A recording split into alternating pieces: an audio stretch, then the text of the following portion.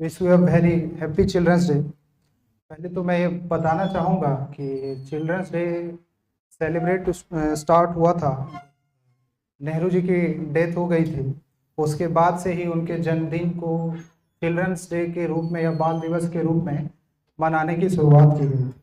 क्योंकि पंडित नेहरू जो थे वो बच्चों के काफ़ी क्लोज थे और बच्चे प्यार से उनको चाचा नेहरू भी कहते थे।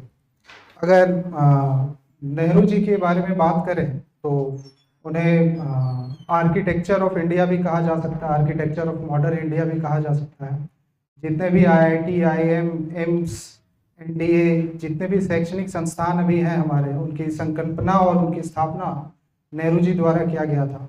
इसके अलावा जिस समय भारत आज़ाद हुआ था तो उस समय ऐसा कहा जाता है कि प्रधानमंत्री का जो पद था वो सेल्फ सुसाइड करने वाला पद था।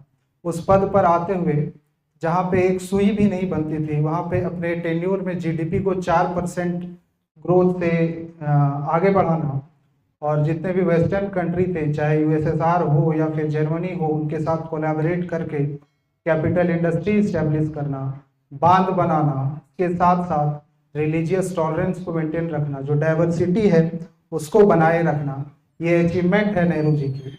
और अगर उनके बारे में, उनके पर्सनैलिटी के बारे में बात करें तो एक ऐसा व्यक्ति जो one of the richest family से बिलोंग करते थे, जिनकी पढ़ाई कैम्ब्रिज जैसे प्रसिद्ध इंस्टीट्यूशन में हुआ था, वो जब भारत आते हैं एक सफल बैरिस्टर के रूप में उन्होंने प्रैक्टिस भी स्टार्ट किया था इलाहाबाद में। बट कुछ समय के बाद उन्होंने अपने जीवन को फ्रीडम स्ट्रगल में झोंक दिया था और पहला पॉलिटिकल प्रेजेंस उनका आपके पड़ोसी राज्य बिहार में बांकीपुर का कांग्रेस सेशन हुआ था। तो उनमें उनका पहला पार्टिसिपेशन एक्टिव पार्टिसिपेशन में था। और एक दौर था जब उनके पिताजी पंडित मोतीलाल नेहरू और जवाहरलाल नेहरू दोनों साथ में मिलकर कांग्रेस के लिए काम करते थे। और किसी वाक्य में कहा, मोतीलाल नेहरू ने कहा था कि भविष्य में मैं अपने बेटे को कांग्रेस का अध्यक्ष देखना चाहता हूं। और 1929 कांग्रेस का अधिवेशन, पंडित नेहरू अध्यक्ष थे और मोतीलाल नेहरू बतौर सदस्य उस अधिवेशन में शामिल हुए थे। उसके बाद अगर आइडियोलॉजी की बात करें तो सोशल टॉलरेंस के लिए बात किए थे वो, डाइवर्सिटी को मेंटेन करना चाह रहे थे वो, और एग्रीकल्चर इंडस्ट्री के बीच में कोलैबोरेट करके बैलेंस बना के एक मिक्स्ड इकोनॉमी, जिसको फेवियन इकोनॉमी भी कहा जाता है, अगर आप पढ़े होंगे तो एक नेहरू सोशलिज्म करके टर्म इवॉल्व होता है हमारे यहाँ जब इकोनॉमी की बात करें, तो उन्होंने लाया 5 ईयर प्लानिंग की कंसेप्ट उन्होंने लाई। उसके साथ साथ अगर उनके लिटरली वर्क की बात करें तो फ्रीडम स्ट्रगल के दौरान वो काफ़ी बार जेल गए। और इमेजिन कीजिए एक व्यक्ति जेल में है और वहाँ से अपनी बेटी को एक लेटर लिख रहा है, जिसको कंपाइल करके डिस्कवरी ऑफ इंडिया एक बुक निकली है। अगर आप डिस्कवरी ऑफ इंडिया बुक को पढ़ेंगे तो आपको उसमें religion, caste system, economy, agriculture, rural, urban, सारा जो प्रॉब्लम है वो निकल के आएगा। इसके साथ साथ वर्ल्ड हिस्ट्री में भी उनकी एक बुक है। तो अगर कभी समय मिले तो एटलीस्ट इनकी ये 2 बुक जो है, डिस्कवरी ऑफ इंडिया और एक है ग्लिम्स ऑफ वर्ल्ड हिस्ट्री, ये आप पढ़िए। अगर नहीं भी पढ़ना चाहते हैं तो डिस्कवरी ऑफ इंडिया पे यूट्यूब में गवर्नमेंट के चैनल पे एक पूरा सीरीज बना हुआ है, उसको देखिए तो आपकी समझ उससे विकसित होगी। और आपको शायद पता नहीं होगा कि जिस वर्ष नेहरू जी का जन्म हुआ था उसी वर्ष हिटलर का भी जन्म हुआ है। दोनों का जो साल है वो एक ही है। एक वर्ल्ड के one of the democratic leader बन के निकले और दूसरे जो हैं वर्ल्ड के सबसे बड़े डिक्टेटर बन के निकले। अगर इनकी पर्सनैलिटी की बात करें तो जब इन्होंने प्रधानमंत्री का पद स्वीकार किया तो सबसे बड़े लीडर होते हुए भी अपने कैबिनेट के साथ बात करके सभी डिसीजन को लेते थे। डेमोक्रेटिक इनका नेचर था। इनके अगेंस्ट नो कॉन्फिडेंस मोशन भी आया था और इन्हीं के कैबिनेट में एक मिनिस्टर ने रिजाइन भी कर दिया था।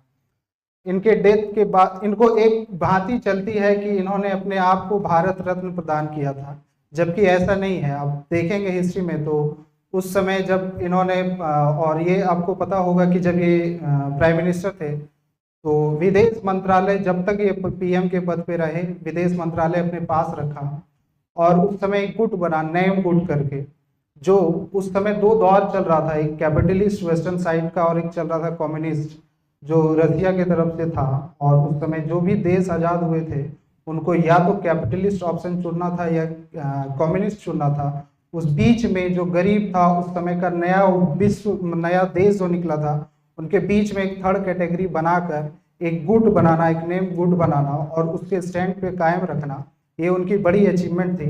इसी में से अचीवमेंट में जब एक फॉरेन टूर से वो भारत लौटे थे, तो उस समय जो हमारे राष्ट्रपति थे डॉक्टर राजेंद्र प्रसाद, उन्होंने बिना उनसे पूछे पब्लिकली ऐलान कर दिया था कि भारत रत्न इनको दिया जाएगा। तो उनके बारे में अगर आप जानेंगे तो एक दिन तो कम पड़ेगा, महीनों लग जाएंगे उनको पढ़ने में। मकसद ये है कि आप उनको पढ़ें, उनसे सीखें, उनका जो टॉलरेंस था, उनका जो सेक्रीफाइस था, उनसे आप कुछ सीखें, क्योंकि as a children, as an student, आपके लाइफ में भी सेक्रीफाइस सबसे इम्पॉर्टेंट चीज़ है। बिना सेक्रीफाइस का आप अपने लाइफ के जो एम है उसको आप अचीव नहीं कर सकते हैं। तो उनकी जीवनी को पढ़ें, उनसे सीखें और अपने लाइफ में उसको लागू करें, ताकि जो आप अपने लक्ष्य हैं उसकी ओर बढ़ें। और जब कल को जाके आप सर्विस में भी सेलेक्ट हो जाएंगे, उनके जो वर्किंग पैटर्न था या वर्किंग बिहेवियर था, उससे भी आपको मदद मिलेगी। इन्हीं शब्दों के साथ मैं समाप्त करता हूं और अंतिम में सबको हैप्पी चिल्ड्रंस डे, और उम्मीद करूंगा कि इनके बारे में आप पढ़ें, सीखें और अपने जीवन में आगे बढ़ें। धन्यवाद।